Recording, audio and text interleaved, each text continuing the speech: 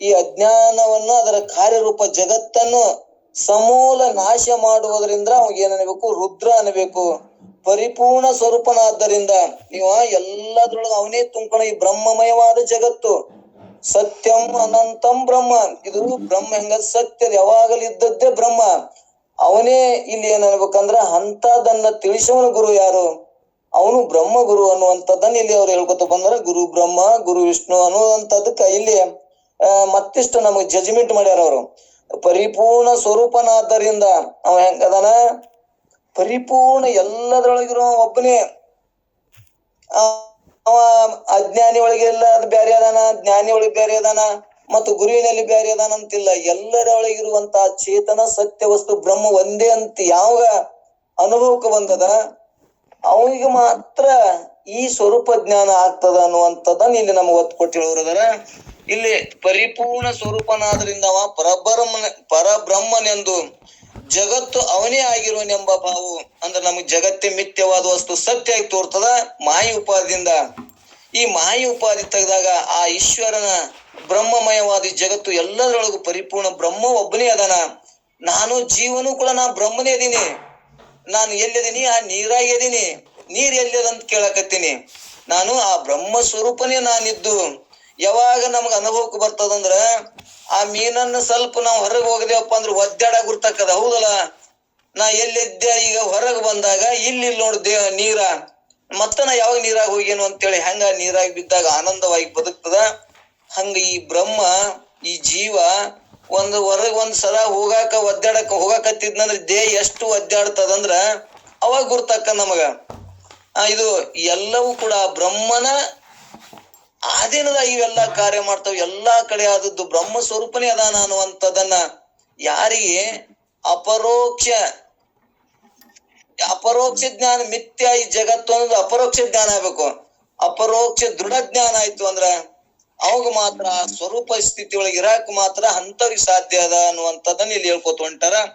ಅವನಿಗೆ ಏನ್ ಅನ್ಬೇಕು ಅಂದ್ರ, ಈ ಭಾವನೆ ಹೊಂದಿದವನಿಗೆ ಏನ್ ಅನ್ಬೇಕು ಅಂದ್ರ, ಅವ ಪರಮ ಶಿಷ್ಯ ಅಂದ್ರೆ ಶ್ರೇಷ್ಠವಾದ ಶಿಷ್ಯ, ಒಳ್ಳೆ ಶಿಷ್ಯ, ಜ್ಞಾನವನ್ನ ಪಡ್ಕೊಂಡೇ ತೀರ್ತಾನ ಅನ್ನುವಂತ ಶಿಷ್ಯರು ಅನ್ನುವಂಥದ್ದನ್ನ ಇಲ್ಲಿ ಹೇಳ್ಕೊತ ಬಂದಾರ. ಮುಂದ ಅದನ್ನೇ ಕೂಡ ಇನ್ನ 7ನೇ ನುಡಿ ಒಳಗ, ನಿನ್ನೆ ಮೊನ್ನೆ 2 ದಿವಸ ಮೂರ್ ಮಾತಾಡಿ ಇವತ್ತು 7ನೇ ನುಡಿ ಒಳಗ ನೀವು ಚರ್ಚೆ ಮಾಡೋಣ. ಇಲ್ಲಿ ಗುರು ವೇದ, ಗುರು ಶಾಸ್ತ್ರ, ಗುರು ದೈವ, ತೀರ್ಥಾಳಿಗಳು, ಗುರು ಬಂಧು ಬಾಂಧವಗಳೆಂದು ಗುರು ಪಾದವನೇ ನಂಬಿ ಪಿರಿದು ಸೇವಿಸುತ್ತಿರೆ ವರಶಿಷ್ಯನು ಅಂಬುಜನೆ. ಇಲ್ಲಿ ಏನ್ ಮಾಡ್ಯಾರ? ಮೈತ್ರಿ ಹೇಳಕತ್ತಾರ ಅವರು. ಅಂಬುಜನೆ ಅಂದ್ರ ಕಮಲದಂತ ಮುಖವುಳ್ಳ ಮೈತ್ರಿಯೇ, ಗುರುವೇ ವೇದ, ಗುರುವೇ ಶಾಸ್ತ್ರಾಳಿ ಅಂದ್ರೆ ಶಾಸ್ತ್ರದ ಇಲ್ಲಿ ಏನ ಶಾಸ್ತ್ರಾಳಿ ಅಂದ್ರೆ ಶಾಸ್ತ್ರಗಳ ಸಾಲ, ಎಲ್ಲಾ ಗುರುನೇ ಅದಾನ ಅನ್ನುವಂಥದ್ದನ್ನ ಇಲ್ಲಿ ನಮ್ಗ ಮತ್ತಿಷ್ಟು ಸ್ಪಷ್ಟ ಮಾಡಕತ್ತಾರ. ವೇದ, ದೈವ, ಶಾಸ್ತ್ರ, ತೀರ್ಥಾಂಗಾದಿಗಳು ಗುರುವೇನಾಗಿರುವುದರಿಂದ ಗುರು ಅವನೇ ಬಂಧು ಬಾಂಧವ ಅಂತ ಯಾವ ನಂಬ್ಕೊಂಡಾನ, ಯಾರು ಗುರುಪಾದವನೇ ನಂಬಿ ಪಿರಿದು ಸೇವಿಸುತ್ತಿರೋದಲ್ಲ ಅವಾಗ ಏನ್ ಅನ್ಬೇಕಂದ್ರ ಮೈತ್ರಿ, ಅವಾಗ ಶ್ರೇಷ್ಠವಾದ ವರಶಿಷ್ಯ, ಯೋಗ್ಯವಾದ ಶಿಷ್ಯನು. ಆ ಶಿಷ್ಯಗೆ ಮಾತ್ರ ಸ್ವರೂಪ ಜ್ಞಾನ ಯಥಾರ್ಥ ಆಗ್ತದ ಅನ್ನುವಂಥದ್ದನ್ನ ಇಲ್ಲಿ ಗಟ್ಟಿ ಮಾಡ್ಕೊಂಡು ಬಂದಾರ. ಮತ್ತು ಗುರುನೇ ಹೆಂಗಿರ್ಬೇಕು ಅಂದ್ರ ನಾವು ಮೊದಲು ಗಟ್ಟಿರ್ಬೇಕು. ಗುರುವಿನಲ್ಲಿ ಯಾವ ಶಿಷ್ಯನ ಗುಣ ಜಾತಿ ನಮ್ ಸಂಸಾರಕ್ಕೆ ಅನುಕೂಲ ಮಾಡ್ತಾನ ಅನ್ನೋದು ಒಟ್ಟು ಭಾವ ಇರಬಾರ್ದು. ಆ ಗುರುವಿನಲ್ಲಿ ನಮಗ್ ಏನಿರ್ತದ, ನಮ್ ಗುರು ಹೆಂಗಿರ್ಬೇಕು, ನಮ್ ಸಂಸಾರಕ್ಕೆ ಅನುಕೂಲ ಮಾಡ್ಬೇಕು ಅಂತ ಸೇವಾ ಮಾಡ್ತೇವೆ. ನಮ್ಮ ಸಂಸಾರಕ್ಕೆ ನಮಗ ಅಭಿವೃದ್ಧಿ ಆಗ್ಬೇಕು, ನಾವ್ ಎಲ್ಲರಿಗಿಂತ ಸಾಹುಕಾರ ಆಗ್ಬೇಕು ಅಂತೇಳಿ ಗುರುಗಳಲ್ಲಿ ಬಹಳ ಮಂದಿ ನಡ್ಕೋತಾರ. ಆ ಗುರು ಅಲ್ಲಿ ಅವ ಶ್ರೋತ್ರಿಯ ಅಲ್ಲ, ಅವ ದ್ವೈತವಾದಿ. ಅವ ಏನ್ ಹೇಳ್ತಾನ? ದ್ವೈತವನ್ನ ಹೇಳ್ತಾನ. ನೀನು ಹಿಂಗ್ ದೇವ ಮಾಡು, ಹಿಂಗ್ ದಾನ ಮಾಡು, ನಿನಗ್ ಸ್ವರ್ಗಕ್ಕೆ ಹೋಗಿ ನಿನ್ ಸಂಸಾರ ಸ್ವರ್ಗ ಸುಖವನ್ನ ಅನುಭವಿಸ್ತಿ, ಸಂಸಾರ ಅಟ್ಟ ಅಭಿವೃದ್ಧಿ ಆಗ್ತದ ಅಂತ ಹೇಳಿ ನಮ್ಮನ್ನ ಏನ್ ಮಾಡ್ತಾರ, ಅಂತ ಗುರುಗಳಿಗೆ ಬಹಳ ಮಂದಿ ಶರಣ ಆಗ್ತಾರ. ಆದ್ರ ಶ್ರೋತ್ರಿಯನಲ್ಲಿ ಅಂದ್ರೆ ಶ್ರೋತ್ರಿಯ ಬ್ರಹ್ಮನಿಷ್ಠ ಸದ್ಗುರುನಲ್ಲಿ ಏನ್ ಕೇಳ್ಬೇಕು ಶಿಷ್ಯ ಅಂದ್ರ, ನಾನ್ ಯಾವಾಗ ಉದ್ಧಾರ ಆಗೇನೋ, ನಾನ್ ಯಾವಾಗ ಈ ಭವದಿಂದ ಪಾರಾಗೇನೋ, ನಾನು ಯಾವಾಗ ಮುಕ್ತನಾಗಿ ಅಂದ್ರ ಈ ಜಗತ್ತನ್ನ ಆಳುವಂತ ಜ್ಞಾನ ಅಂದ್ರೆ ಜಗತ್ತಿನೊಳಗೆ ನಾನು ತುಂಬಿಕೊಂಡಿನಿ, ಎಲ್ಲವೂ ಜಗತ್ತೇ ನನ್ನ ನಾನೇ ಅದೀನಿ ಅನ್ನುವಂಗ ಭಾವ ಯಾವಾಗ ಆಗಿತ್ತು ಅನ್ನುವಂತ ವಿಶಾಲ ಹೃದಯ, ಎಲ್ಲರಲ್ಲಿ ಪ್ರೀತಿಯಿಂದ ಕಾಣುವಂತ ಮತ್ತು ಯಾವಾಗ ವಾಸ್ತವಿಕ ಜ್ಞಾನ ಆಗಿತ್ತು ಅನ್ನುವಂತ ಭಾವ ನಮ್ಮಲ್ಲಿ ಗಟ್ಟಿ ಮಾಡ್ಕೊಂಡೇವಂದ್ರ ಅವಾಗ ಮಾತ್ರ ಇದು ಪರಮ ಸುಖ ಜ್ಞಾನ ಆಗ್ತದ ಅನ್ನುವಂಥದ್ದನ್ನ ನಮಗೆ ಎಲ್ಲರೂ ಎಲ್ಲಿದೇವಂದ್ರ ಗುರುಗಳ ಮಾಡ್ಕೊಳ್ಳೋದು ತೋರಿಕೆ ಬದುಕು. ನಮ್ ಗುರುಗಳು ಇಂಥ ದೊಡ್ಡವ್ರ ಅದಾರಿ, ನಮ್ ಗುರುಗಳು ಹಿಂಗ ಸಾಧನೆ ಮಾಡ್ಯಾರ, ಹಿಂಗ ಪಾವಡ ಮಾಡ್ಯಾರ. ಪಾವಡ ಸಾಧನೆ ಅವು ಎಲ್ಲವೂ ಕೂಡ ಜಗತ್ತಿಗೆ ತೋರಿಕೆಯ ಬದುಕು. ಆದ್ರೆ ಸದ್ಗುರುನಾಥ ಯಾವನ್ನೂ ಪ್ರೀತಿಸದೆ ಸಿದ್ಧಾಡ್ರಲ್ಲಿ ನಾವ್ ಯಾಕೆ ಸಿದ್ಧಾಡು ಜಗತ್ತೇ ಕೊಂಡಾಡ್ತದ. ಅವ್ರಲ್ಲಿ ಎಲ್ಲಾ ಅಷ್ಟಮಾ ಸಿದ್ಧಿಗಳಿದ್ದು, ಅಷ್ಟಮಾ ಸಿದ್ಧಿಗಳಿದ್ರು ಕೂಡ ನಾನು ಒಂದು ಸಿದ್ಧಿ ಮಾಡೀನಿ, ಪಾವಡ ಮಾಡೀನಿ, ಹಿಂಗ ನೀವು ಅದನ್ನ ನಂಬ್ರಿ ಅಂತ ಯಾವಾಗಲೂ ಹೇಳಿಲ್ಲ. ಅವ್ರು ಏನು ಒತ್ತು ಕೊಟ್ಟು ಹೇಳ್ತಿದ್ರ ಅಂದ್ರ ನಂಬು ಜ್ಞಾನವನ್ನೇ. ಜ್ಞಾನವನ್ನಂದ್ರ ಸದ್ಗುರುನಾಥ ಪರಿಪೂರ್ಣ ವಸ್ತು ಒಬ್ನೇ ಅದಾನ, ಅವನೇ ನಾನದೀನಿ, ಗುರುವೇ ನಾನು, ಗುರುನೇ ಶಂಭುಲಿಂಗ, ಹಂಗ ಪರಮಾತ್ಮನೇ ನಾನು ಅನ್ನುವಂಥದ್ದನ್ನ ಸದ್ಗುರುನಾಥ ಸಿದ್ಧಾರೂಢರನ್ನು ಒಂದೇ ಎಲ್ಲರಿಗೂ ತೋರಿಸಿಕೊಟ್ರು. ಅದಕ್ಕಿಲ್ಲಿ ಪರಮಾನುಭೂತಿನೂ ಕೂಡ ಅವರೇ ಬರೆದದ್ದು. ಅವರನ್ನ ಇದು ಎಲ್ಲರೂ ಜಗತ್ತಿಗೆ ತಿಳಿಲಿ ಅಂತೇಳಿ ಇವತ್ತು ಅನೇಕ ಭಾಷೆದೊಳಗನು ಕೂಡ ನಿಜಗೊಂಡ್ರು ಕೂಡ ಈ ಪರಮಾನುಭೂತಿ ಎಂಬ ಅವ್ರು ಯಾರು ಬರ್ದಾರಂದ್ರ ಸಿದ್ಧಾರೂಢರು ಮೊದಲ ನಿಜಗುಣರಾಗಿ ಅದನ್ನ ಮುಂದೆ ಜ್ಞಾನವನ್ನ ಪ್ರಸಾರ ಮಾಡಕ್ ಅವರೇ ಅವತರಿಸಿದ್ರು ಅನ್ನುವಂಥದ್ದನ್ನ ನಾವು ಕೇಳ್ತೀವಿ ಲೋಕದೊಳಗ. ಅಂತ ಜ್ಞಾನವನ್ನ ಇಲ್ಲಿ ಎಂತ ಇರಬೇಕು, ಶ್ರೋತ್ರಿಯ ಬ್ರಹ್ಮನಿಷ್ಠ ಸದ್ಗುರು, ನಿನ್ನ ಸ್ವರೂಪ ಜ್ಞಾನ ಮಾಡಿಕೊಡ ಒಬ್ಬನೇ ಮಾತ್ರ ಸದ್ಗುರು. ಈ ಪ್ರಪಂಚಕ್ಕೆ ಅನುಕೂಲ, ಇದು ಏನೋ ಮಾನ ಮರ್ಯಾದೆ ಗೌರವಕ್ಕೆ ಅನುಕೂಲ ಅಂತೇಳಿ ಗುರುವಿನ ಆಶ್ರಯ ಮಾಡ್ಕೋತಾರ. ನಾವು ಗುರುವಿನ ಸ್ಟೇಜ್ ಮ್ಯಾಗ ಹೋಗ್ತೀವಿ, ಗುರುವಿನ ಬಗಲಾಗ ಕುಂದಿರ್ತೀವಿ ಅಂದ್ರೆ ನನ್ನ ಗೌರವ ಮಾಡ್ತಾರ ಅಂತೇಳಿ ದೇಹಾದಿ ಬುದ್ಧಿಯನ್ನ ಪ್ರೀತಿಸ್ತಿದ್ರು ಅಂದ್ರೆ ಇವ್ರು ಎಂದೂ ಗುರು ಆಗಕ್ ಸಾಧ್ಯ ಇಲ್ಲ ಅನ್ನುವಂಥದ್ದನ್ನ ಇಲ್ಲಿ ಸ್ಪಷ್ಟ ಮಾಡ್ಕೋತ ಹೊಂಟಾರ. ಅವ್ರೆಲ್ಲಾ ಕಪಾಳ ಗುರು, ಜಾತಿ ಗುರು, ಆ ಗುರುಗಳು ಅದಾರ, ಅವ್ರ ಜಗತ್ತದ ಸಾಕಷ್ಟು ಮಂದಿ ಗುರುಗಳದಾರ.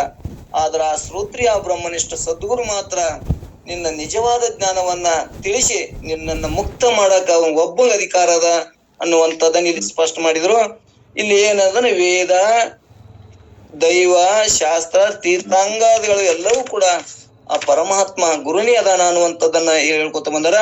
ಗುರುವರನೇ ವೇದ, ಶಾಸ್ತ್ರ, ದೈವ, ತೀರ್ಥ, ಬಂಧು ಬಾಂಧವ ರೂಪನೆಂದು ಅವನೇ ತನ್ನ ಸ್ಥಿತಿಗತಿಗೆ ಹೇತುವಿನೆಂದು ನಂಬಿ ಸೇವೆಯಿಂದ ಯಾವ ಕೂಡಿಕೊಂಡನ ಅವಾಗ ಏನ್ ಅನ್ಬೇಕು ಅಂದ್ರೆ ನಿಜವಾದ ಶಿಷ್ಯ ಅಂದ್ರ ಇಂಥವ್ರಿಗೆ ಶಿಷ್ಯರು ಅನ್ಬೇಕು ಅನ್ನುವಂಥದ್ದನ್ನ ನಾವು ನಮ್ಮ ಒಳಗ ನಾವು ಎಣಿಕೆ ಹಾಕಿ ನೋಡ್ಬೇಕು. ಯಾಕಂದ್ರ ಮನುಷ್ಯನೊಳಗಿರುವಂತಹದನ್ನ ನಾನು ಅರಿಯುವನು, ಅರಿಸುವಂತ ಅರುಸ್ವರೂಪ ನಾನದೀನಿ.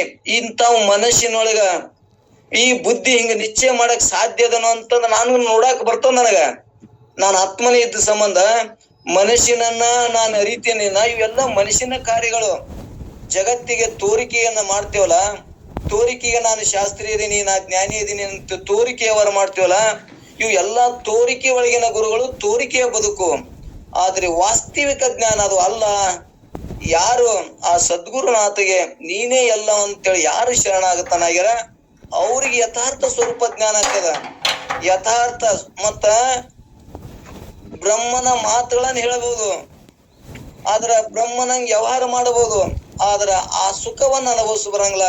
ಯಾರು ಯಥಾರ್ಥ ಸ್ವರೂಪ ಜ್ಞಾನವನ್ನು ಮಾಡ್ಕೊಂಡಾರ ಅವರು ಮಾತ್ರ ಆ ನಿಜವಾದ ಜ್ಞಾನವನ್ನು ಅನುಭವಿಸ್ತಾರ ಅನ್ನುವಂಥದ್ದನ್ನ ಇಲ್ಲಿ ಕೂಡ ಮತ್ತೆ ಬಿಡಿಸಿ ಬರೀ ನಾವು ಹೇಳ್ತೇವೆ ಬ್ರಹ್ಮನ ಮಾತುಗಳು ಹೇಳೋರು ಬೇರೆ, ಬ್ರಹ್ಮನಂಗ್ ವ್ಯವಹಾರ ಮಾಡೋರು ಬೇರೆ, ಇವ ಬ್ರಹ್ಮ ಅಂತೇಳಿ ಗುರುತಿಸೋರು ಬೇರೆ, ಇವರು ಅನೇಕರದಿ ಅದಾರ. ಆದ್ರೆ ಇವ್ರಿಗೂ ಕೂಡ ಅದು ಆಗುವುದಿಲ್ಲ. ಯಥಾರ್ಥ ತನ್ನ ನಿಜ ಸ್ವರೂಪದೊಳಗೆ ಯಾರು ಅದಾರ ಅವ್ರಿಗೆ ಮಾತ್ರ ಆನಂದವನ್ನು ಅನುಭವಿಸಕ್ ಬರ್ತದ ಅನ್ನುವಂಥದ್ದನ್ನ ಗುರುವಿನ ಮಹಿಮೆಯನ್ನು ಕೊಂಡಾಡ್ಕೊತ ಬಂದಾರ. ಇಲ್ಲಿ ಮುಂದ ಏನ್ ಹೇಳೋರದಾರಪ್ಪ ಅಂದ್ರೆ ಇಲ್ಲಿ 8ನೇ ನುಡಿ ಒಳಗ ತನು ಮನ ಧನ ಧಾನ್ಯಾದಿ ವನತೆ ವಾಹನ ವಸ್ತ್ರ ಎನಿಸುವ ಅಖಿಳ ವಸ್ತು ಛಯವನು ಇನಿತು ವಂಚಿಸದೆ ಸದ್ಗುರುವಿನ ಅರ್ಪಿತ ನೆನಪನು ವರ ಶಿಷ್ಯನಲ್ಕೆ. ಅಂದ್ರೆ ಇಲ್ಲಿ ನಾವು 63 ಪುರಾತನ ಕಥೆಗಳನ್ನ ಕೇಳ್ಕೊಂಡು ಬಂದೇವೆ. ಗುರು ಅಲ್ಲಿ ಪರಮಾತ್ಮ ಶಿವ ಅವ್ರಿಗೆ ಹೆಂಗ ಚೆಕ್ ಮಾಡ್ಯಾನಂದ್ರ ನಮ್ಗ ಅಗಾಧ ಅನಿಸ್ತದ. ಗುರು ಅಲ್ಲಿ ಬಂದು ಏನ್ ಕೇಳ್ಯಾನ, ಅಲ್ಲಿ ಪರಮಾತ್ಮ ಏನ್ ಕೇಳ್ಯಾನ, ಮನೆಗೆ ಬಂದು ಮಗನಿಗೆ ಕೇಳ್ಯಾರ. ಇವತ್ತು ನಾವು ಕೇಳ್ತೇವೆ, ಮಗನ್ನೂ ಕೊಟ್ಟವ್ರದಾರ, ಮತ್ತ ಪ್ರೀತಿ ಉಳ್ಳ ಹೆಂಡತಿಯನ್ನು ಕೇಳ್ಯಾರ, ಹೆಂಡತಿಯನ್ನು ಕೊಟ್ಟಾರ. ಇವತ್ತ ಅನೇಕ ರೀತಿಯಿಂದ ಎಷ್ಟೋ ಮಂದಿನ ಚೆಕ್ ಮಾಡಿದಾಗ ಅವ್ರು ಇವತ್ತು 63 ಮಂದಿ ಇತಿಹಾಸ ಇರುತ್ತಾನ ಅವ್ರ ಇತಿಹಾಸ ಅದ. ಅಂದ್ರೆ ಎಲ್ಲವನ್ನೂ ಗುರುವಿನಿಂದ ಐತಿ, ಗುರುವಿನೇ ಇದಾನ ಅನ್ನುವಂಥದ್ದನ್ನ ಇವತ್ತ ಹರಿಶ್ಚಂದ್ರನು ಕೂಡ ರಾಜ್ಯವನ್ನೇ ಕೇಳಿದ್ರು ಕೂಡ ಕೊಟ್ಟು ಅವ್ರು ಏನ್ ಮಾಡಿದ್ರು, ಗುರು ಹೇಳ್ಯಾನ, ಗುರು ಮಾತಳ ನಾವು ನಡೆಸಿಕೊಡ್ಬೇಕು, ಇದು ಎಲ್ಲಾ ಮಿಥ್ಯ ಅದ ಅಂತ ತಿಳ್ಕೊಂಡು ಆ ರಾಜ್ಯವನ್ನೇ ಇವತ್ತು ದಾನ ಮಾಡಿದವ್ರು ಅದರ ಗುರುವಿನ ಮಾತಿಗಾಗಿ ಅಂತವ್ರ ಇತಿಹಾಸ ಇನ್ನೂ ಉಳ್ಕೊಂಡವ. ಅದಕ್ಕೆ ಇಲ್ಲಿ ಏನ್ ಹೇಳಾರಂದ್ರ, ಎಲ್ಲಾ ಶರೀರ ಮೊದಲಾಗಿ ವಸ್ತು ಕಡೆಯಾಗಿರುವ ಯಾವತ್ತು ಭೋಗ ಸಾಮಗ್ರಿಗಳು ಗುರುವಿನ ಸೇವೆಗಾಗಿ ಯಾರು ವಿನಿಯೋಗಿಸ್ತಾರ ಅವ್ರಿಗೆ ಮಾತ್ರ ಶಿಷ್ಯರು ಅನ್ಬೇಕು. ಅಂದ್ರೆ ಕೆಲವರು ಶಿಷ್ಯರಂತೆ ಗುರುಗಳೆಲ್ಲ ನಟನೆ ಮಾಡ್ತಾರ, ಗುರುಗಳ ಮುಂದೆ ಶಿಷ್ಯರು ನಟನೆ ಮಾಡ್ತಾನ್ರ, ಏನ್ಯಪ್ಪ ಎಲ್ಲಾ ನಿಂದ್ರಪ್ಪ, ನಿಮ್ ಮನಿ ನಿಮ್ ಹೊಲ ಎಲ್ಲಾ ನಿಂದೆ ಅದಂತ ನಟನೆ ಮಾಡ್ತಾರ. ಆದ್ರ ನನ್ ಜೊತೆ 10 ಮಂದಿ ಬಂದಾರು, ಅವ್ರಿಗೆ ಒಂದಿಷ್ಟು ದಕ್ಷಿಣ ಕೊಡು, 100 ರೂಪಾಯಿ ಅಂದ್ರ ಅವಾಗ ಅವ್ರ ಶಿಷ್ಯರ್ದ ಏನಾಗ್ತದಂದ್ರ, ಎಲ್ಲಾ ನಿಂದಂದವ್ರು ಆಯ್ತಿರಪ್ಪ ಅಂತೇಳಿ ಅವ್ ಬರ್ತದನ ಅಂದ್ರ, ಇಲ್ರಪ್ಪ ನಾ ಮೊದಲ್ ಕೊಟ್ಟಿನ್ರಪ್ಪ ಅವ್ರಿಗೆ, ಮೊದಲ್ ಕೊಟ್ಟಿನಿ, ಈಗ ಏನ್ ಕೊಡುದಿಲ್ಲ ಮೊದಲ್ ಕೊಟ್ಟಿನಿ ಅಂತೇಳಿ ಏನ್ ಮಾಡ್ಕೋತಾರ, ಅದನ್ನ ಜಾರ್ಕೋತಾರ ಇನ್ನೇನು ಹಿಂದಕ್ ಸರಿತಾರ ಅವ್ರು. ಅವಾಗ ಹೇಳ ಮುಂದೆ ಏನಂತಾರ, ಎಲ್ಲಾ ನಿಂದ್ಯಪ್ಪ ಅಂತಾರ. ಆದ್ರ ಕೊಡ ಮುಂದ ಆ ಗುರು ಒಯ್ದಿಲ್ಲ ಅಂತ ಇವ್ರಿಗೆ ಗುರ್ತಿರ್ತದ, ಗುರು ತಗೊಂಡ್ ಹೋಗಂಗಿಲ್ಲ, ಇದು ಒಯ್ಯಂಗಿಲ್ಲ, ಅವ್ನ ಗುರುವಿಗೆ ಇದೆಲ್ಲಾ ಮಿಥ್ಯದಂತ ಅವ್ರಿಗೆ ಒಳಗ ಭಾವ ಇರ್ತದ. ಆ ಭಾವ ಇಟ್ಕೊಂಡು ಎಲ್ಲಾ ನಿಂದು ಅಂತಾರ.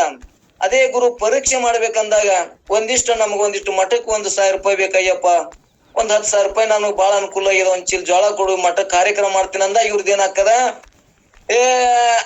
ಅದೇ ನಮ್ಗೆ ಈ ವರ್ಷ ಬೆಳಿನೇ ಬಂದಿಲ್ಲಪ್ಪ, ಇದನ್ನು ನಾನು ಕಡ ತಂದೇನಿ ಅದನ್ನ ತಂದೇನಿ ಅಂತ ಹೇಳಿ ಮಾಡ್ಕೊಂಡ್ಬಿಡ್ತೇವೆ. ಆ ಗುರುವಿನ ಮಾತು ಆಗಿಂದಾಗೆ ಮೀರ್ತೇವೆ.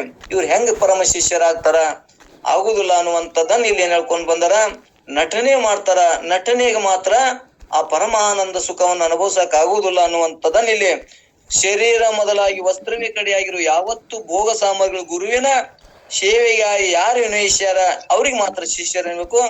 ಆದ್ರೆ ಕೆಲವರು ಶಿಷ್ಯರಂತೆ ಗುರುಗಳ ಮುಂದೆ ನಟನೆ ಮಾಡ್ತಾರ.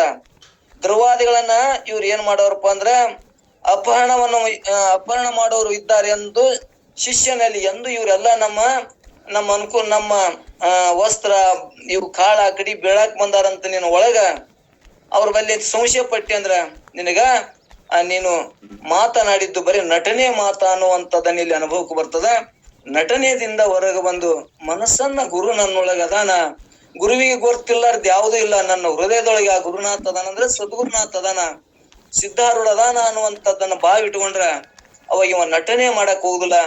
ತಾನು ಎಷ್ಟು ತನಗೆ ಸಾಧ್ಯದ ಎಷ್ಟು ಕೊಟ್ರು ನನ್ನ ಬದುಕಿಗೆ ತೊಂದರೆ ಆಗುದಿಲ್ಲ, ಅಷ್ಟನ್ನು ದಾನ ಧರ್ಮ ಪುಣ್ಯದ ಕಾರ್ಯಗಳನ್ನ ಸತ್ಪಾತ್ರಕ್ಕೆ ಸಲ್ಲಿಸ್ತಾನ ಅನ್ನುವಂಥದ್ದನ್ನ ನಾವ್ ಎಲ್ಲರೂ ಕೇಳ್ಕೊಂಡ್ ಬಂದೇವಿ.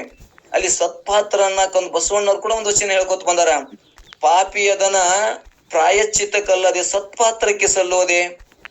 ಅಂದ್ರೆ ಪಾಪದಿಂದ ಗಳಿಸಿದಂತ ಹಣ ಮತ್ತು ಈ ದೇಹಾದಿ ಅಹಂಕಾರ ನನಗ್ ಬೇಕು ಅಂತ ಇಟ್ಕೊಂಡವ್ರ ಹಣ ಇದು ಪುಣ್ಯದ ಕಾರ್ಯಕ್ಕೆ ಏನ್ರ ವಿನಿಯೋಗ ಆಗ್ತದನ್ನ ಉಪಯೋಗ ಆಗ್ತದಂದ್ರೆ ಆಗುದೇ ಇಲ್ಲ, ಅದು ಆಗುದಿಲ್ಲ. ಹೆಂಗ ಅಂತೇಳಿ ಒಂದು ಮುಂದೆ 2 ದೃಷ್ಟಾಂತ ಕೊಟ್ಟಾರ ಅವರು. ನಾಯಿಯ ಹಾಲು ನಾಯಿಗಲ್ಲದೆ ಪಂಚಾಮೃತಕ್ಕೆ ಸಲ್ಲುದೆ, ಅದು ಪಾಪದಿಂದ ಗಳಿಸಿದ ಹಣ, ಮೋಹದಿಂದ ಕೂಡಿಟ್ಟ ಹಣ, ಅದು ಸತ್ಪಾತ್ರಕ್ಕೆ ಒಳ್ಳೆ ಕಾರ್ಯಕ್ಕ ಸಲ್ಲುತ್ತದನು ಅಂದ್ರೆ ಸಲ್ಲುದಿಲ್ಲ. ಯಾಕೆ ಸಲ್ಲುದಿಲ್ಲ? ಅದು ಪಾಪಿ ದನ ಅದ. ಪಾಪಿ ಇವತ್ತ ನಾಯಿ ಹಾಲು ಯಾರಿಗಪ್ಪ ನಾಯಿಗೆ ಸಲ್ತದ.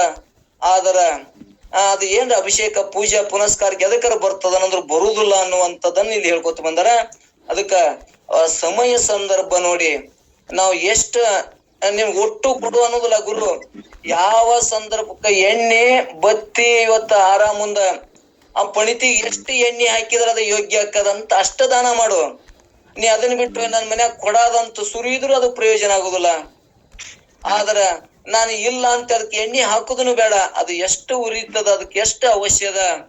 ಒಂದು ಕಾರ್ಯಕ್ರಮ ಮಾಡಿರ್ತೇವೆ, ಒಂದು ಏನೇನೋ ಇರ್ತದ, ಒಂದು ಒಳ್ಳೆ ಸತ್ಪಾತ್ರ ಕಾರ್ಯ ಇದ್ದಾಗ ನಮಗೆ ಎಷ್ಟು ಸಾಧ್ಯದ, ಎಷ್ಟು ಕೊಟ್ರ ದೀಪ ಉರಿತದ ಅನ್ನುವಂಥದ್ದನ್ನ ತಿಳಿದ ಅರ್ಥ ದಾನವನ್ನ ಮಾಡು ಅನ್ನುವಂಥದ್ದನ್ನ ಇಲ್ಲಿ ಹೇಳುವಂತ ಉದ್ದೇಶ ಅದ.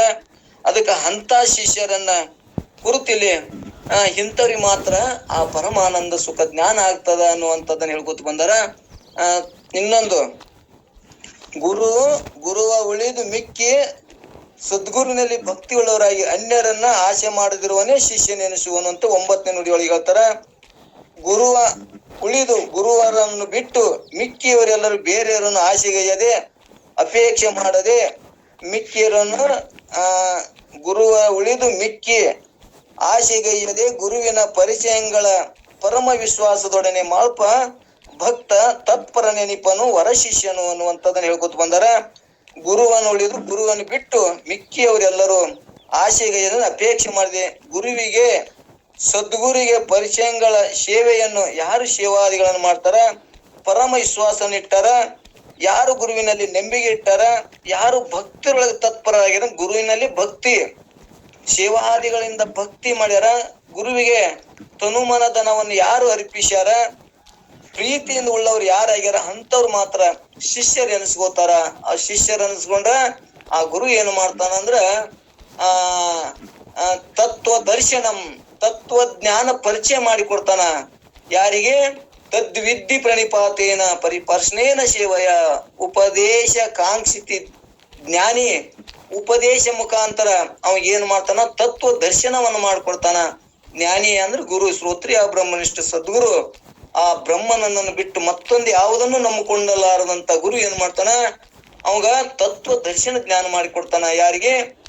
ಭಯ ಭಕ್ತಿಯಿಂದ ಸೇವಾದಿಗಳನ್ನು ಮಾಡ್ಕೊಂಡವ್ರಿಗೆ, ಗುರುವಿನ ಮೇಲೆ ಅಪಾರ ನಂಬಿಕೆ ಶ್ರದ್ಧಾ ಇಟ್ಟವರಿಗೆ ಆ ತತ್ವ ದರ್ಶನ ಜ್ಞಾನ ಮಾಡಿಕೊಡ್ತಾನ. ಆ ಜ್ಞಾನದಿಂದ ಅವ ದೇಹದೊಳಗೂ ಕೂಡ ಆನಂದವಾಗಿರ್ತಾನ. ಅವಾಗ ದೇಹ ಬಿದ್ದು ಆದಾಗ ಆ ಜೀವನ ಮುಕ್ತಿ ಸ್ಥಿತಿಯನ್ನು ನಿರಾಕಲು ಅನುಭವಿಸ್ತಾನ. ಮುಂದವ ಏನಾಗ್ತಾನ? ಆ ಬ್ರಹ್ಮನೊಳಗ ಬಯಲಾಗ್ತಾನ ಅನ್ನುವಂತ ಬಯಲೊಳಗೆ ಬಯಲಾಗ್ತಾನ ಅನ್ನುವಂಥದ್ದನ್ನ ಇಲ್ಲಿ ತಿಳಿಸುವಂತ ಉದ್ದೇಶದ. ಮುಂದಿನ 10ನೇ ನುಡಿ ಒಳಗೆ ಹೇಳಿ ಮುಗಿಸ್ಬಿಡಮು. ಇವತ್ತು 9ನೇ ನುಡಿ ಒಳಗೆ ಏನ್ ಹೇಳ್ದಂಗಾಯ್ತು? ಯಾವನು ತನಗೆ ಗುರು ಒಬ್ಬನೇ ದೈವ, ಈತನೇ ಹೊರತಾಗಿ ನನಗೆ ಯಾವ ದೈವ ಇಲ್ಲ. ಗುರು ಬಿಟ್ಟು ಮತ್ ನನಗೆ ಇನ್ನೊಬ್ರು ಅನ್ನೋರು ಯಾರು ಇಲ್ಲ ಎಂದು ಯಾರು ಅಪಾರವಾಗಿ ಗುರುವಿಗೆ ಶರಣಾಗತನಾಗಿರ್ತಾನ ಅಂದ್ರೆ ಗುರುವಿನಲ್ಲಿ ನಾ ಬಹಳ ಸಲ ಹೇಳ್ಕೊತ ಬಂದೀನಿ. ಯಾರು ಗುರುವಿನ ಬಿಟ್ಟು ನನಗೆ ಯಾವುದೂ ಅನ್ಯಾಯ ಇಲ್ಲ, ಎಲ್ಲವೂ ಗುರು ನೀನೆ, ತಂದೆ ನೀನೆ, ಎಲ್ಲಾ ನೀನೆ ಅಂತ ಯಾವ ಸದ್ಗುರುನಾಥಿಗೆ ಶರಣಾಗತನಾಗಿ ಆಗಿರ್ತಾನ. ಯಾರು ಶರಣಾಗತನಾದರೆ ಅವಾಗ ಮಾತ್ರ ಗುರು. ನಂಬಿಕರದರೆ ಓ ಎನ್ನನೇ ಶಿವನು, ನಂಬಲ್ ಅರಿಯರು ನೆಚ್ಚಲ್ ಅರಿಯರು ಬರೀ ಕೂಗುವರು. ಇಂಥವ್ರು ಎಷ್ಟು ಕೂಗಿದ್ರೆ ಏನು ಪ್ರಯೋಜನ? ಯಾರು ನಂಬಿ ಗುರುವಿನಲ್ಲಿ ವಿಶ್ವಾಸ ನಂಬಿಕೆ ಇಟ್ಟು ಯಾರು ಕೂಗ್ತಾರ ಅಂದ್ರೆ ಭಗವಂತನಲ್ಲಿ. ಇಲ್ಲಿ ಗುರು ಬೇರೆ ಭಗವಂತ ಬೇರೆ ಅಂತ ನಮ್ಗೆ ಇನ್ನೊಂದು ಸ್ಪಷ್ಟತೆ ಇರ್ಬೇಕಿಲ್ಲ. ಆ ಗುರುವಿನಲ್ಲಿ ಯಾರು ನಂಬಿ ಕೂಗುತ್ತಾರ ಅವ್ರಿಗೆ ಆ ಗುರು ಏನ್ ಮಾಡ್ತಾನಂದ್ರ ಅವ್ರಿಗೆ ಅನುಕೂಲ ಮಾಡ್ತಾನ, ಅವ್ರನ್ನ ಗುರು ಸ್ಪಂದಿಸ್ತಾನ ಅನ್ನುವಂಥದ್ದನ್ನ ಇಲ್ಲಿ ಹೇಳುವಂತಹದ್ದು. ಅನೇಕ ಕಥೆ ನಾವು ಕೇಳ್ಕೊಂಡ್ ಬಂದೇವೆ. ಇವತ್ತು ದ್ರೌಪದಿ ಕಥೆ ಕೇಳಿರ್ಬೋದು, ಅನೇಕ ಇವತ್ತ ಶರಣರ ಸಂತರ ಕಥೆಗಳನ್ನ ನಾವೆಲ್ಲರಿಗೂ ಕೇಳ್ಕೊಂಡು ಬಂದೇವೆ. ಯಾರು ಅನನ್ಯವಾಗಿ ಚಿಂತೆಯನ್ನು ಮಾಡ್ತಾರ ಅವ್ರ ಎಲ್ಲಾ ಯೋಗಕ್ಷೇಮವನ್ನ ಅವನೇ ವಹಿಸ್ಕೋತೀನಿ ಅಂತ ಅಲ್ಲಿ ಒಂದು ಪ್ರಮಾಣ ಕೊಟ್ಟು ಹೇಳ್ಯಾರ. ಹಂಗ ಗುರುವಿಗೆ ಅನನ್ಯವಾಗಿ ಶರಣಾಗತನಾದ್ರ ಅದು ಎಲ್ಲಾ ಯೋಗಕ್ಷೇಮವನ್ನ ಸುಖ ದುಃಖಗಳನ್ನ ಎಲ್ಲವೂ ಕೂಡ ಗುರು ತನ್ನಗ ದುಃಖ ದುಮ್ಮಾನಗಳನ್ನು ಹೋಳು ಮಾಡಿ ನಮಗೆ ಜ್ಞಾನವನ್ನೇ ಬೋಧಿಸ್ತಾನ ಅನ್ನುವಂಥದ್ದನ್ನ ಇಲ್ಲಿ ಈ ನುಡಿಯೊಳಗೆ ಸ್ಪಷ್ಟ ಮಾಡ್ಯಾರ. ಭಕ್ತಿ ಉಳ್ಳವನಾಗಿರ್ಬೇಕು ಶಿಷ್ಯ, ಮಾತ್ರ ಈ ಪರಮಾನಂದ ಸುಖ ಜ್ಞಾನ ಆಗ್ತದ ಅನ್ನುವಂಥದ್ದನ್ನ ಇಲ್ಲಿ ಒತ್ತು ಕೊಟ್ಟು ತಿಳಿಸುವತ್ತ ಬಂದಾರ. ಇನ್ನು 10ನೇ ನುಡಿಯೊಳಗ ಇವತ್ತ 3ನೇ ಪದ್ಯ ಮುಗಿಸಿಬಿಡೋಣ. ಇಲ್ಲಿ ಗುರು ಇಲ್ಲಿ ಏನ್ ಹೇಳ್ಕೊತಾನ? ಗುರು ಸನ್ನಿಧಿಯವಳು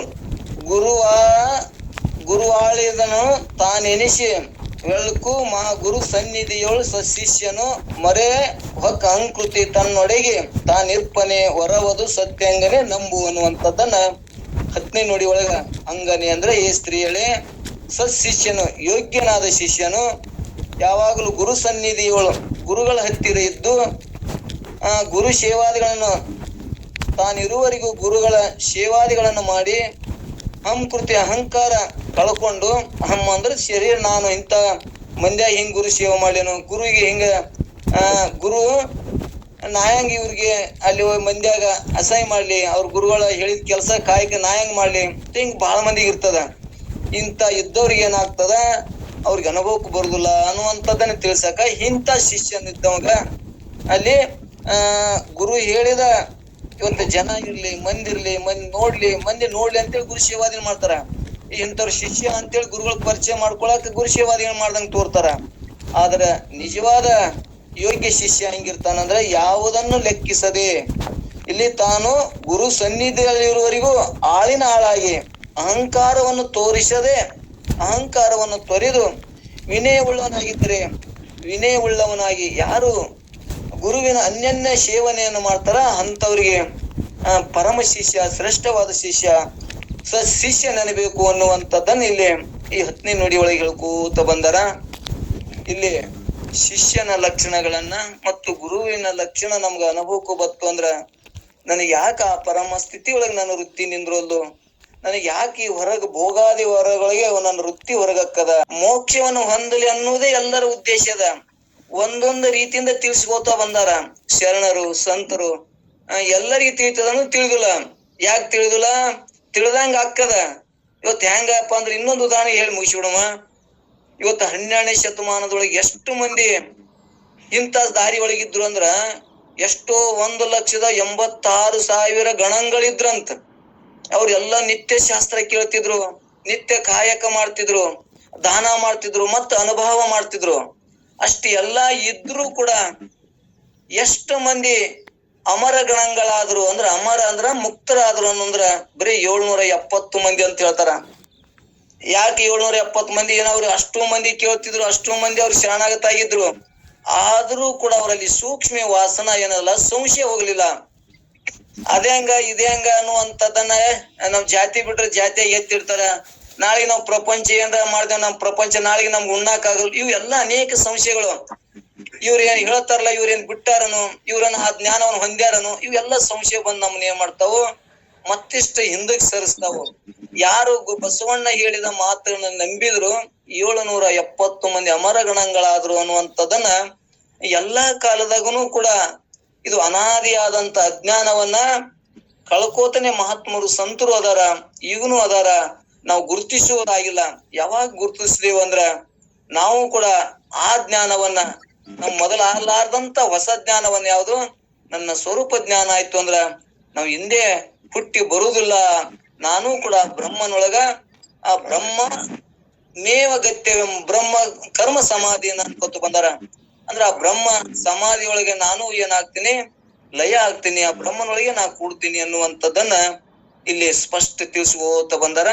ಯಾರ್ಯಾರ ತಮ್ಮ ಅನಿಸಿಕೆಗಳನ್ನ ನಮ್ಮ ಅನುಭವಕ್ಕೆ ಬಂದ ಮೊದಲ 10 ನುಡಿ ಅದ, 6 ನುಡಿಗಳನ್ನ 2 ದಿವಸ, ಇವತ್ತು 4 ನುಡಿಗಳನ್ನ ಮುಗಿಸಿ ಇವತ್ತ ಗುರುವರನೇ ವೇದಾಂತ, ಗುರುವರನೇ ಶಾಸ್ತ್ರ, ಗುರುವರನೇ ದೈವ, ಗುರುವರನೇ ತೀರ್ಥ, ಗುರುವರನೇ ಬಂಧು ಬಾಂಧವ. ಇಲ್ಲಿ ಎಲ್ಲವನ್ನ ಗುರು ಅಂತ ಹೇಳಿ, ಭಗವಂತನೇ ಗುರು, ಇಡೀ ವೇದಗಳೇ ಗುರುವಿನಲ್ಲಿ ಅದಾವು ಅಂತಕ್ಕಂಥ ಭಾವನೆ ಇರಬೇಕು.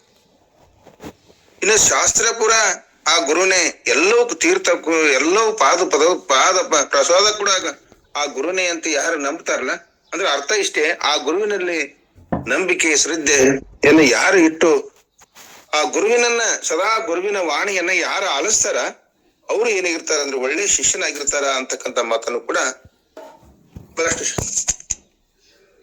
ಇಲ್ಲಿವರೆಗೆ ವಿವರಣೆಯನ್ನ ನೀಡಿದರು. ಇನ್ನ ಹಾಗೇನೆ ಕೂಡ ಇಲ್ಲಿ ಗುರುವಿನ ಸೇವೆಯಿಂದ ಕೂಡಿಕೊಂಡಿರಲು ಅವನು ಶಿಷ್ಯನ ಎನಿಸುವನು. ಎಲ್ಲವನ್ನ ಗುರುವಿನ ಸೇವೆ ಇಷ್ಟೇ, ಎಲ್ಲ ಗುರುನೇ ಕೂಡ ವೇದ, ಗುರುನೇ ಶಾಸ್ತ್ರ.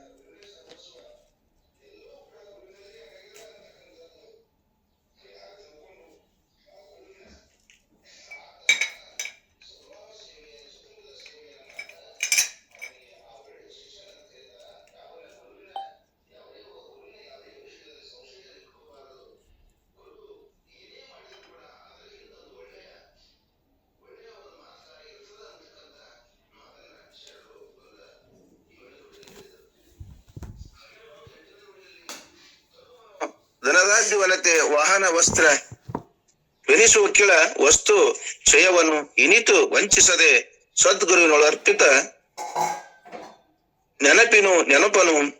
ನೆನಪನು ವರ ಶಿಷ್ಯ ನರೆಯಲಿಕ್ಕೆ ಅಂತಕ್ಕಂಥ ವಿಷಯವನ್ನು ಕೂಡ ಇಲ್ಲಿ 8ನೇ ನುಡಿಯಲ್ಲಿ ಕೂಡ ಹೇಳಿದ್ರು.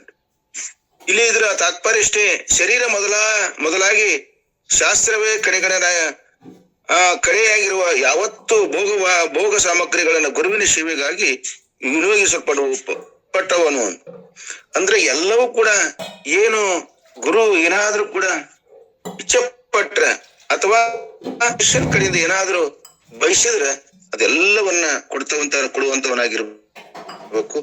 ಎಲ್ಲವೂ ಕೂಡ ಅವನಿಗೆ ಈ ಭೋಗ್ಯ ಭಾಗ್ಯ ಸಂಪತ್ತೇನಿದೆಲ್ಲ ಎಲ್ಲವೂ ಕೂಡ ನಿಂದೆ ಅಂತಕ್ಕಂಥ ಭಾವ ಇರ್ಬೇಕು. ಯಾಕಂದ್ರೆ ಕೇವಲ ಅಲ್ಲಿ ನಾಟಕೀಯವಾಗಿರ್ತಕ್ಕಂಥ ಕೃತ್ಯಗಳನ್ನ ಮಾಡಬಾರದು. ಯಾಕಂದ್ರೆ ಗುರು ತ್ರಿಕಾಲ ಜ್ಞಾನಿಯಾಗಿರ್ತಾನ, ಎಲ್ಲವನ್ನು ಬಲ್ಲವನಾಗಿರ್ತಾನ ಅಂತ. ಏನಾದ್ರೂ ಕೂಡ ಒಂದು ಕೇಳಿದ್ರೆ ಆ ಗುರು ಪರೀಕ್ಷೆಗೆ ಕೇಳಿರ್ತಾನ, ಏನೋ ಮತ್ತ ತನಗಾಗಿ ಕೂಡ ಕೇಳಿದ್ರು ಕೂಡ ಅದು ಸಮಾಜ ಹಿತಕ್ಕಾಗಿ ಸರ್ವರ ಉಪಯೋಗಕ್ಕೆ ಕೇಳಿರ್ತಾನೆ ಹೊರತು ತನ್ನಷ್ಟಕ್ಕೆ ತಾನು ಯಾವುದೇ ವಿಷಯವನ್ನ ಯಾವುದೇ ವಸ್ತುವನ್ನು ಕೇಳೋದಿಲ್ಲ. ಯಾಕಂತ ಕೇಳಿದ್ರೆ ಅವ ಏನ್ ಕೇಳಿದ್ರು ಕೂಡ ಅದು ಒಬ್ಬರಿಗೆ ಕೊಟ್ರ ಆ ಒಬ್ಬರ ವಸ್ತು ಒಬ್ಬರ ದಾನ ಹಲವಾರು ಜನರಿಗೆ ಸದುಪಯೋಗ ಆಗ್ತಿರ್ತದ. ಅದಕ್ಕಾಗಿ ಗುರು ಅದನ್ನ ಅಪೇಕ್ಷೆ ಪಟ್ಟಿರ್ತಾನ. ಹಾಗಾಗಿ ಅವೆಲ್ಲವನ್ನ ವಸ್ತ್ರ ಆಗಿರ್ಬೋದು, ದವಸ ಧಾನ್ಯಗಳಾಗಿರ್ಬೋದು, ದನ ಆಗಿರ್ಬೋದು, ಯಾವುದೇ ಭೋಗೊಬ್ಬ ಸಾಮಗ್ರಿಗಳನ್ನ ಗುರುವಿನ ಸೇವೆಗಾಗಿ ವಿನಿಯೋಗಿಸಲ್ಪಟ್ಟವನು ಶಿಷ್ಯನೆನಿಸುವನು ಏನ್ ಕೇಳ್ತಾನಲ್ಲ ಅದನ್ನ ಕೊಟ್ಟಿರ್ತಕ್ಕಂಥವನು. ಅಂದ್ರೆ ಗುರು ಎಲ್ಲವನ್ನ ಕೇಳುವುದಿಲ್ಲ, ಆದ್ರೆ ತನಗೇನು ಆ ಶಿಷ್ಯನಿಗೆ ಬಾಧಕವಾಗದ ರೀತಿಯಲ್ಲಿ ಕೇಳಿ ಅದನ್ನು ಕೂಡ ಆ ಸಂಪತ್ತನ್ನ ಯಾರಿಗೆ ಇಲ್ಲ, ಯಾರಿಗೆ ಕೊರತೆ ಅದ, ಯಾರಿಗೆ ಅದರ ಅವಶ್ಯಕತೆ ಅದ ಅದು ಹಂಚುವಂತ ಒಂದು ಸದ್ಗುಣ ಆ ಗುರುವಿನಲ್ಲಿ ಇರ್ತದ. ಅದಕ್ಕಾಗಿ ಕೂಡ ಗುರು ಅಪೇಕ್ಷೆ ಪಟ್ಟಿರ್ತಾನ.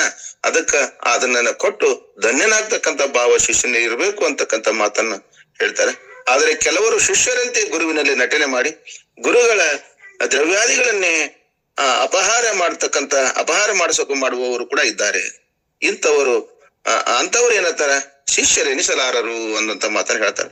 ಕೆಲವೊಬ್ರು ಇರ್ತಾರ ಅಂತ ಏನು ಆ ಗುರುಗಳಿಂದ ನನಗೆ ಏನಾದ್ರೂ ಲಾಭ ಆಗ್ತದ, ಆ ಗುರುಗಳಿಂದ ಏನಾದ್ರೂ ನನಗ ಸಿಗ್ತದ, ಗುರುಗಳಿಂದ ಕೂಡ ನನಗೆ ಏನಾದ್ರೂ ಒಂದು ಸಂಪತ್ ಸಿಗ್ತದ, ಗುರುಗಳು ನನಗೆ ಏನಾದ್ರೂ ಕೂಡ ಏನಾದ್ರೂ ಆಶೀರ್ವಾದ ಮಾಡ್ತಾರ, ಏನಂದ್ರೆ ಏನೋ ಸಂಪತ್ ಸಿಗ್ಲಿ ಅಥವಾ ಹಣ ಸಿಗಲಿ ಏನೇ ಸಿಗ್ಲಿ ಅಂತ ಆಶೀರ್ವಾದ ಮಾಡ್ತಾರ, ಏನಾದ್ರೂ ಕೊಡ್ತಾರ ಮಠದಿಂದ ಅಂತಕ್ಕಂಥ ಭಾವ ಇಟ್ಕೋಬಾರ್ದು ಅಂತ. ಯಾಕಂತ ಕೇಳಿದ್ರೆ ಆ ಭಾವ ಇದ್ದವ್ರು ಅದು ಏನಾಗ್ತಾರ ಒಳ್ಳೆ ಶಿಷ್ಯನಾಗ್ಲಿಕ್ಕೆ ಸಾಧ್ಯವೇ ಇಲ್ಲ ಅಂತ. ಇನ್ನು ಯಾವುದೇ ಗುರುಗಳ ವಸ್ತುವನ್ನ ಇಟ್ಕೋಬಾರ್ದು ಅಂತ. ಅದಕ್ಕೊಂದು ಉದಾಹರಣೆಗಳನ್ನ ಕೂಡ ಹೇಳ್ತಾರ. ಹಿಂದ ಒಂದು ಮಾತನ್ನ ಹೇಳ್ತಾರ. ಒಬ್ರು ಶಿಷ್ಯರು ಗುರುಗಳು ಏನ್ ಮಾಡಿದ್ರು, ಆ ಊರಿಗೆ ಪ್ರವಚನಕ್ಕೆ ಬಂದ್ರು. ಬಹಳಷ್ಟು ಅದಕ್ಕ ಒಂದು ಹಿಂದ ನಮ್ಮ ಪೂಜ್ಯರ ಒಂದು ಕಥೆಗಳನ್ನ ಹೇಳ್ತಾ ಇದ್ರು. ಅಲ್ಲಿ ಒಬ್ಬ ಶಿಷ್ಯ ಏನ್ ಮಾಡಿದ, ಒಬ್ರು ಗುರುಗಳು ಆ ಊರಿಗೆ ಪ್ರವಚನಕ್ಕೆ ಬಂದ್ರು. ಊರಾಗ ಎಲ್ಲ ಕಡೆ ಕೇಳಿದ್ರು, ನಾನು ಪ್ರವಚನ ಮಾಡ್ತೀನಪ್ಪ. ಅಲ್ಲಿ ಕಟ್ಟಿ ಕೂತಿರ್ತಕ್ಕಂಥ ಜನ ಊರ ಮಧ್ಯದಲ್ಲಿ ಒಂದು ಕಟ್ಟೆ ಇತ್ತು. ಆ ಕಟ್ಟೆಗೆ 10 ಜನ ಕುಳಿತಿದ್ರು. ಅಲ್ಲಿ ನಾನು ಪ್ರವಚನ ಮಾಡ್ತೀನಿ, ಅದಕ್ಕ ನನ್ಗೆ ಯಾರ ಮನ್ಯಾಗ ಇವೆಲ್ಲ ನನ್ನ ವಸ್ತುಗಳದಾವ್, ಪಾದಕೆಗಳದಾವು ಅಂತ. ಇವೆಲ್ಲ ಕೆಲವೊಂದು ವಸ್ತುಗಳು ಆ ಪಾದಕೆಗಳಿದ್ದು, ಕೆಲವೊಂದು ಬೆಳ್ಳಿಯ ಪಾದಕೆಗಳು ಅವೆಲ್ಲವೂ ಇದ್ದು ಅಂತ. ಅವೆಲ್ಲ ಇಟ್ಕೋರಪ್ಪ, ನಾನು ಎಲ್ಲಿ ಬೇಕಲ್ಲಿ ಇರಾವ ಆ ಮಠದಲ್ಲಿ ಆಗಿರ್ಬೋದು, ಗುಡಿಯಲ್ಲಿ ನಾ ಮಲ್ಕೊಳವ, ಅದಕ್ಕೆ ನನಗೆ ಹೋಗೋ ಕಾಲದಾಗ ಕೊಡಕತ್ರಿ, ಇವನ್ನೆಲ್ಲ ಒಂದ್ ಕಡೆ ಇಟ್ಕೋರಿ ನೀವ್ ಅಂತ ತಿಳ್ಕೊಂಡು ಎಲ್ಲ ಕೇಳಿದ್ರು. ಆದ್ರೆ ಕೆಲವೊಬ್ರು ಅದಕ್ಕೆ ನಿರಾಕರಿಸಿದ್ರು. ಕೆಲವೊಬ್ಬ ಏನಂದ ಶಿಷ್ಯ ಇದ್ದ, ಇಲ್ರಿ ಯಾಕೆ ಹೋಗಲ್ದಪ್ಪ, ನಾ ಇಟ್ಕೋತೀನಿ ನೌಕರನ್ನ ಅಂತ ತಿಳ್ಕೊಂಡು ಅವನ್ನೆಲ್ಲ ಇಟ್ಕೊಂಡು ಗುರುಗಳು ಏನ್ ಮಾಡ್ತಿದ್ರು ಅಂದ್ರೆ ನಿತ್ಯ ಆತನ ಮನೇಲಿ, ಇಲ್ರಿ ಅಪ್ಪರ ನೀವು ಎಲ್ಲಿ ಹೋಗ್ಬೇಡ್ರಿ, ನಮ್ಮಲ್ಲಿ ಪ್ರಸಾದ ಮಾಡ್ರಿ, ನನ್ನೆಲ್ಲಾ ವ್ಯವಸ್ಥೆಯನ್ನು ಮಾಡ್ತೇನೆ ನಿಮಗ ಅಂತ ತಿಳ್ಕೊಂಡು ಆ ಗುರುಗಳು ಆ ಶಿಷ್ಯ ಆ ಗುರುಗಳಿಗೆ ಹೇಳ್ತಾ ಇದ್ದ. ಗುರುಗಳು ಯಾಕೆ ಒಳ್ಳೆ ಶಿಷ್ಯ ಅದನ, ಇರ್ಲಿ ನಾನು ಕೂಡ ಇವನಲ್ಲಿ ಒಳ್ಳೆ ಭಕ್ತಿ ಅದ, ಒಳ್ಳೆ ಶ್ರದ್ಧೆ ಅದ ಅಂತ ತಿಳ್ಕೊಂಡು ಆ ಗುರು ಕೂಡ ಏನ್ ಮಾಡ್ತಿದ್ದ ಅಂತ ಹೇಳಿ ಅವ್ರ ಮನೆಯಲ್ಲೇ ಪ್ರಸಾದವನ್ನ ಮಾಡ್ತಿದ್ದ. ಆ ಗುರು ಹೇಳ್ತಿದ್ದಪ್ಪ, ಎಂತ ಶಿಷ್ಯನಿಪ್ಪ ನೀನು, ನಿತ್ಯ ಇಟ್ಟೆಲ್ಲ ಪ್ರಸಾದ ಮಾಡ್ತಿ, ಯಾರು ಕೂಡ ಕರೆದ ನಾನು ಒಂದು ದಿನ ಪ್ರಸಾದ ಮಾಡಂಗಿಲ್ಲ, ನೀನ್ ನಿತ್ಯವಾಗಿ ಕೊಡ್ತಕ್ಕಂತ ನನ್ನ ಎಲ್ಲಾ ವ್ಯವಸ್ಥೆಯನ್ನ ಮಾಡ್ತಿ, ಪ್ರಸಾದ ಮಾಡಿಸ್ತಿ, ಸ್ನಾನಾದಿಗಳನ್ನ ಬಟ್ಟೆಗಳನ್ನ ಎಲ್ಲೋ ತೊಳೆದು ಹಾಕ್ತಿ, ಎಲ್ಲ ಕೂಡ ಇದು ನೀನ್ ಎಂತ ಶಿಷ್ಯಪ್ಪ, ನಾನು ನೋಡೀನಿ ನಿನ್ನ ಶಿಷ್ಯನಂತ, ಇಂಥ ಶಿಷ್ಯನ ಗುಣಗಳನ್ನ ನಾನು ಏನನ್ನು ನೋಡಿಲ್ಲ ಅಂತ ತಿಳ್ಕೊಂಡು ಆ ಗುರುಗಳು ಆ ಶಿಷ್ಯ ಹೇಳ್ತಿದ್ರು. ಶಿಷ್ಯ ಏನ್ ಹೇಳ್ತಿದ್ದಪ್ಪ ಅಂದ್ರೆ, ಏನಿದ್ರಲ್ರಿ ಇದ್ರಾಗ ಎಂತ ಏನೂ ಇಲ್ರಿ, ಎಲ್ಲಾ ನಿಮ್ ಪಾದ ಪುಣ್ಯ ಅದ್ರಿ, ಎಲ್ಲಾ ನಿಮ್ ಪಾದಕಿಗಳ ಪುಣ್ಯ ಅದ ಅಂತ ತಿಳ್ಕೊಂಡು ಆ ಶಿಷ್ಯ ಹೇಳ್ತಿದ್ದ. ಹಿಂಗೇ ಎಷ್ಟೋ ದಿನಗಳ ಕಾಲ ಕಳೆದು ಹೋಯ್ತು ಅಂತ. ಲಾಸ್ಟಿಗೆ ಅವ್ರು ಏನ್ ಮಾಡಿದ್ರು, ಎಲ್ಲ ಗುರುಗಳು ಪ್ರವಚನ ಮುಗಿಸಿ ಇನ್ನೇನು ತಮ್ಮ ಊರಿಗೆ ಹೋಗ್ಬೇಕ ತಿಳ್ಕೊಂಡು ಹೇಳಿ, ಏನಪ್ಪಾ ಬಹಳ ಆಶೀರ್ವಾದ ಮಾಡಿ ಶಿಷ್ಯಗೆ ಹೇಳಿ ಆ ಶಿಷ್ಯನನ್ನ ಕೇಳಿದ್ರು, ಏನಪ್ಪಾ ನಮ್ಮ ಪಾದಕೆಗಳು ನಮ್ಗೆ ಏನ್ ಸಾಮಾನ್ ಅದಾವಲ್ಲ ಅವೆಲ್ಲ ಕೊಟ್ಟು ಬಿಡು ನೀನು ಅಂತ ತಿಳ್ಕೊಂಡು ಹೇಳಿದ್ರು. ಅವ ಶಿಷ್ಯ ಅಂದ, ಅಪ್ಪಾರ ಎಲ್ಲಿದು ಕೊಡುದಂತ. ಯಾಕಪ್ಪ ಅಂದ್ರೆ, ದಿನ ನಾ ನಿಮ್ಗೆ ಮಾಡಿದ್ದು ಎಲ್ಲಿದ ಅಂತ, ಅದಕ್ಕೆ ನೀವು ಕೇಳ್ತಿದ್ರಿ ಅಂತ. ಎಲ್ಲಾ ನಿಂದೇದಪ್ಪ ಅಂದ್ರೆ ನಾ ಏನಂತಂದ್ರಿ, ಎಲ್ಲಾ ನಿಮ್ದು ಪಾದಕೆಗಳ ಪುಣ್ಯ ಅದ್ರಿ ಅಂತ. ಹಂಗಂದ್ರೆ ಏನಪ್ಪಾ ಅಂದ್ರೆ, ಇಲ್ರಿ ಅಪ್ಪ ಒಂದು ದಿನ ಒಂದು ಮಾರಿಕೆಸಿಂದ ನಾ ಎಲ್ಲಾ ವ್ಯವಸ್ಥೆ ಮಾಡೀನ್ರಿ, ನನ್ ಬಲೆ ಏನಿತ್ರಿಪ್ಪ ಅಂತ. ಅವಾಗ ಗುರುಗಳಂದ್ರೆ ಎಂತ ಶಿಷ್ಯಪ್ಪ, ಇಂಥ ಶಿಷ್ಯಕ್ಕೆ ಸಿಕ್ಕರೆ ನಾವು ಉದ್ಧಾರ ಹೋಗ್ತೀವಿ ಅಂತ ತಿಳ್ಕೊಂಡು ತಾನೆ ಹೇಳಿದ್ರು ಅಂತ. ಅದ್ರ ತಾತ್ಪರ್ಯ ಇಷ್ಟೇ, ಇಂಥ ಶಿಷ್ಯರು ಕೂಡ ಇರ್ತಾರ. ಅದಕ್ಕಾಗಿ ಅಂತ ಶಿಷ್ಯರಿಗೆ ಯಾರು ಕೂಡ ಶಿಷ್ಯರು ಅನ್ನೋದಿಲ್ಲ. ಏನು ಆ ಗುರುವಿನ ಆಪ್ತ ಅಂಗ ಸಾನ ಸದ್ಭಾವ ನಮ್ಮಲ್ಲಿ ಇರ್ತಕ್ಕಂಥದ್ದು ಏನ್ ಇರ್ತದ ಅದರ ಭಾವನೆ ಯಾರಲ್ಲಿ ಇರ್ತದ ಅವರೇ ಒಳ್ಳೆ ಶಿಷ್ಯರಾಗಿರ್ತಾರ ಅಂತಕ್ಕಂಥ ಮಾತವರು ಬಹಳಷ್ಟು ಚಂದ ಹೇಳ್ತಾರ. ಇನ್ನು 9ನೇ ನುಡಿಯಲ್ಲಿ ಹೇಳ್ತಾರ, ಗುರು ಒಳೆಯುವುದು ಮಿಕ್ಕ ವರನಾಗೈಯದೆ ಗುರುವಿಗೆ ಪರಿಚಯಗಳ ಪರಮ ವಿಶ್ವಾಸದೊಡನೆ ಮಾಳ್ಪ ಭಕ್ತ ತತ್ಪರ ನಿಪನು ವರಶಿಷ್ಯನು ಅಂತಕ್ಕಂಥ 9ನೇ ನುಡಿಯಲ್ಲಿ ಹೇಳ್ತಾರೆ. ಇದರ ತಾತ್ಪರ್ಯ, ಯಾವನು ತನಗೆ ಗುರುವನೊಬ್ಬನೇ ಕೂಡ ದೈವವು, ಈತನ ಹೊರತಾಗಿ ನನಗೆ ಆ ದೈವ ಎಂಬುದು ಗುರು ಅನ್ನುವವರು ಯಾರೂ ಇಲ್ಲವೆಂದು ತಿಳಿದು. ಗುರು ಎಂಬುದು ಯಾರು ಅಂದ್ರೆ ಇನ್ನು ಯಾರು ಗುರು ಒಬ್ಬನೇ ದೈವ, ಇದನ್ನ ಬಿಟ್ಟರೆ ನನಗೆ ಯಾರು ದೈವವೇ ಇಲ್ಲ, ಅನ್ಯ ದೈವವೇ ಇಲ್ಲ ಅಂತಕ್ಕಂಥ ಮಾತನ್ನ ಇಲ್ಲಿ ಭವಿಷ್ಯ ಹೇಳ್ತದೆ. ಇಲ್ಲ ಅಂತ ತಿಳ್ಕೋ ಶಿಷ್ಯ, ಎಲ್ಲವೂ ಕೂಡ ಗುರು ಬಂಧು ಬಳಗ ತಂದೆ ತಾಯಿ ಗುರು ಎಲ್ಲವೂ ಕೂಡ ಒಬ್ಬನೇ ಇವ ಅನ್ನುವಂತ ಭಾವ ಯಾರಲ್ಲಿ ಇರ್ತದ ಅವರು ಇಲ್ಲವೆಂದು ತಿಳಿದು ಬೇರೆಯವರನ್ನು ಕುರಿತು ಶರಣು ಹೋಗುವುದಕ್ಕೂ ಕೂಡ ಅಪೇಕ್ಷೆಯನ್ನು ಮಾಡದೇ ಇರುವ ಚರಣಾವಿಂದಗಳಲ್ಲಿಯೇ ಭಕ್ತಿಯಿಂದ ಕೂಡಿರುವವನು ಶಿಷ್ಯನೆನಿಸುವನು. ಆ ಗುರು ಹೆಂಗಪ್ಪ ಅಂದ್ರೆ ಎಲ್ಲವೂ ಇವನೇ, ತಂದೆ ನೀನೆ, ತಾಯಿ ನೀನೆ, ಬಂಧು ನೀನೆ, ಹೆಂಗ್ ಬಸವಣ್ಣವ್ರು ಹೇಳ್ತಾರ, ಎಲ್ಲವೂ ನೀನೆ, ನಿನ್ನ ಬಿಟ್ಟರೆ ನನಗೆ ಯಾರು ಇಲ್ಲ ಅಂತಕ್ಕಂಥ ಭಾವ ಅವರಲ್ಲಿ ಇರ್ತದ.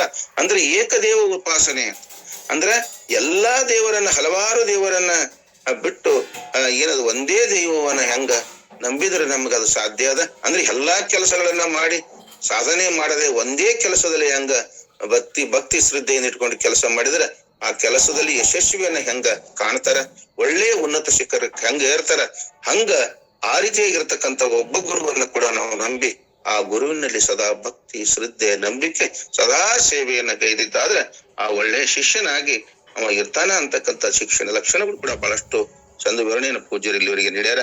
ಆ ತಾನೆನಿಸಿದ ರೇಣುಕ ಮಾತು ಗುರು ಸನ್ನಿಧಿಯೋಳು ಸಚ್ಚಿಷ್ಯನು ಮೊರೆ ಅಹಂಕೃತಿ ತನ್ನೊಳಗಿ ತಾನಿರ್ಪನ್ನ ವರಮಿದು ಸತ್ಯವಂಗನೆ ನಂಬು ಅಂತಕ್ಕಂಥ ನುಡಿಯನ್ನ 10ನೇ ನುಡಿಯಲ್ಲಿ ಕೂಡ ವಿವರಣೆಯನ್ನು ಮಾಡಿದ್ರು. ಇದರ ತಾತ್ಪರ್ಯ ಇಷ್ಟೇ, ಇಲ್ಲಿ ತಾನು ಗುರು ಸನ್ನಿಧಾನದಲ್ಲಿರುವವರೆಗೂ ಕೂಡ ಆಳಿನ ಆಳಾಗಿ ಅಹಂಕಾರವನ್ನು ತೋರಿಸದೆ ಇಲ್ಲಿ ವಿನಯವುಳ್ಳವನಾಗಿದ್ದರೆ ಅವನು ಸಚಿಷ್ಯನೆನಿಸುವ ಎಂಬ ಭಾವವು ಅಂದ್ರೆ ತಾನು ಎಲ್ಲಿವರೆಗೆ ಗುರುವಿನ ಸಾನ್ನಿಧ್ಯದಲ್ಲಿ ಇರ್ತಾನ ಆ ಗುರುವಿನ ಸಾನ್ನಿಧ್ಯದಲ್ಲಿ ಇರುವವರೆಗೂ ಕೂಡ ಆ ಆಳಿನ ಆಳಾಗಿ ಗುಲಾಮನಾಗಿ ಗುರು ಏನ್ ಹೇಳ್ತಾನ, ಗುರು ಯಾವ ಕೆಲಸವನ್ನು ಹೇಳಿದ್ರು ಕೂಡ ಆ ಗುರುವಿನ ಆದೇಶವನ್ನ, ಗುರುವಿನ ಆಜ್ಞೆಯನ್ನ ಕೂಡ ಚಾಚೂ ತಪ್ಪದೆ ಅತ್ಯಂತ ಮನಸಾಪೂರ್ವಕವಾಗಿ ಯಾರು ಸದಾ ಸೇವೆಯನ್ನ ಮಾಡ್ತಿರ್ತಾರ ಅಂತ ಒಂದು ಗುರುವಿನ ಸೇವೆಯನ್ನ ಯಾರು ಸದಾ ಆ ಗುರುವಿನ ಸೇವೆಯ ಸಾನ್ನಿಧ್ಯದಲ್ಲಿ ಇದ್ದುಕೊಂಡು ಸದಾ ಸೇವೆಯನ್ನ ಮಾಡ್ತಿರ್ತಾರ, ವಿನಯವುಳ್ಳವರಾಗಿ ಆ ಸೇವೆ ಏನ್ ಹೇಳ್ತಾರ ಆ ಸೇವೆಯನ್ನು ಕೂಡ ಅತ್ಯಂತ ವಿನಯಪೂರ್ವಕವಾಗಿ ಗುರುವಿನ ಆಜ್ಞೆಯಂತೆ ಗುರುವಿಗೆ ಮನಸ್ಸಿಗೆ ನೋವಾಗದ ರೀತಿಯಲ್ಲಿ ಯಾರು ಸದಾ ಆ ಗುರುವಿನ ಸೇವೆಯನ್ನು ಮಾಡ್ತಾರ ಅವ್ರು ಏನಾಗಿರ್ತಾರ ಅಂದ್ರೆ ಒಳ್ಳೆ ಸಚಿಷ್ಯ ನೆನೆಸುವ ಭಾವ ಇರ್ತದ, ಅವರೇ ಒಳ್ಳೆ ಶಿಷ್ಯನಾಗಿರ್ತಾನ. ಅಂಥ ಲಕ್ಷಣಗಳಿದ್ದಾಗ ಮಾತ್ರ ಅವನಿಗೆ ಶ್ರೇಷ್ಠನಾಗಿರ್ತಕ್ಕಂಥ ಶಿಷ್ಯ, ಅತ್ಯಂತ ಆ ಗುರುವಿಗೆ ತಕ್ಕಂತೆ ಶಿಷ್ಯ ಅಂತ ಕೂಡ ಕರೀತಾರ ಮಹಾತ್ಮರು. ಅಂತ ಶಿಷ್ಯತ್ವದ ಕಾರ್ಯವನ್ನ ಸದಾ ನಮಗೂ ಕೂಡ ಅವಕಾಶ ಸಿಕ್ಕಾಗ ಅಂತಪ್ಪ ಗುರುವಿನ ಸೇವೆಯನ್ನು ಮಾಡಿದ್ದಾದ್ರೂ ಕೂಡ ನಮ್ಮ ಜೀವನ ಕೂಡ ಪಾವನ ಆಗ್ತದ, ನಮಗೂ ಕೂಡ